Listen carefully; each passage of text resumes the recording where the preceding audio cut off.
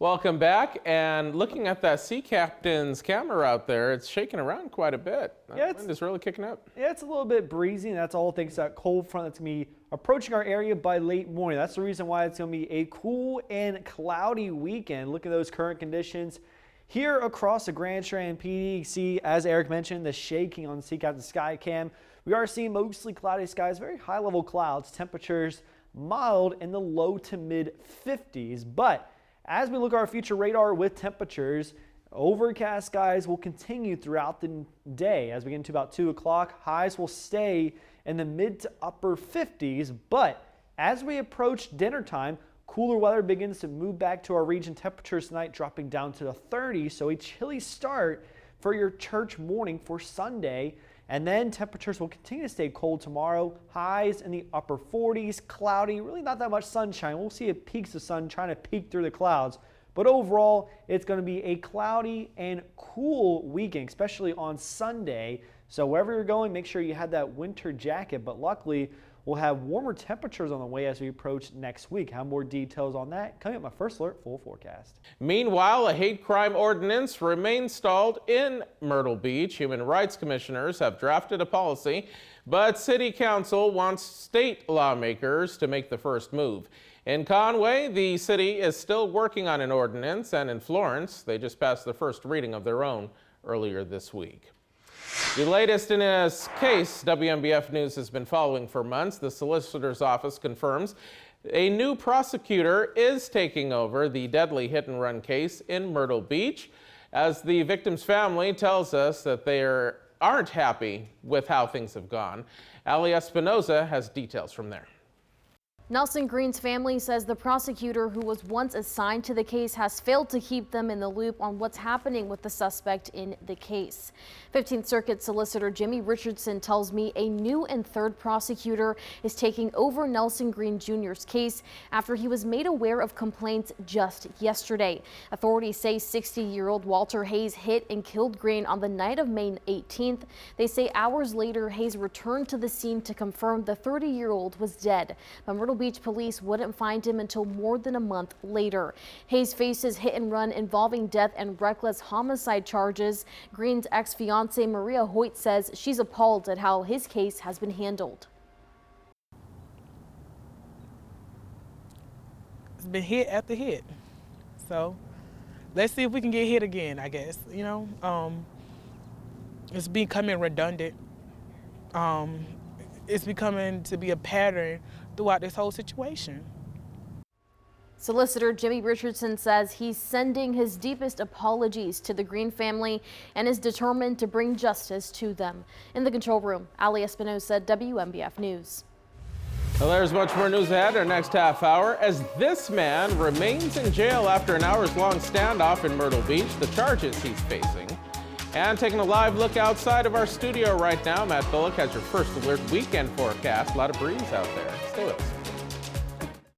Well, the remains of nearly 500 Americans are still lost this morning in the U.S. Postal system. Our National Investigate team's KRISTEN CROWLEY shows us where they are and breaks down how the federal government is working to get them to their final resting places.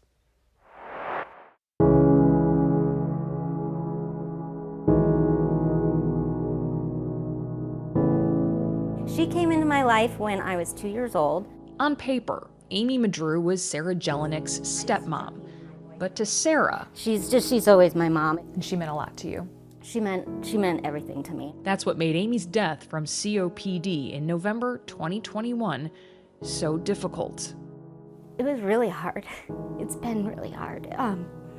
It's just like I lost my mom. I lost my best friend. That loss was about to become so much harder than Sarah could even imagine. In December 2021, Sarah sent a portion of Amy's ashes through the U.S. Postal Service to be turned into a rock, a symbol of what Amy had been for her whole life. But Amy's cremains never made it to their destination. It's not, like a lost Christmas letter to Santa. This is my mom. Halfway across the country, Sarah had no idea she wasn't alone. It's hard to comprehend. It's been so hard on our family. Charlotte Dillon died unexpectedly on a visit to Oklahoma in early 2020. Her granddaughter, Michaela Eckler, says her ashes never arrived back home in South Carolina. The Postal Service is the only carrier allowed to ship cremains in the USA, a responsibility Sarah and Michaela never questioned. But that was before they knew about an audit of how USPS handles cremains.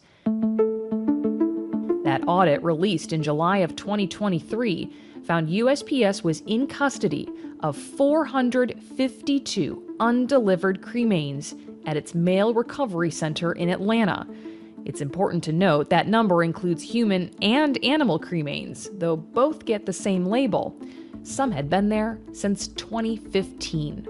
In the audit, the Office of the Inspector General determined, quote, the Postal Service was not always in compliance with cremated remains acceptance procedures. Specifically, cremated remains packages were not always properly labeled.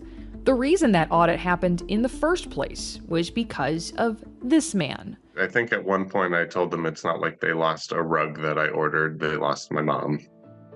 Daniel Smith's mother's cremains were also lost in the mail back in 2022. The Indiana native contacted U.S. Senator Mike Braun, who demanded the audit. The Inspector General gave recommendations on what to do to prevent future loss of cremains, but didn't address what to do with the 452 cremains deemed undeliverable.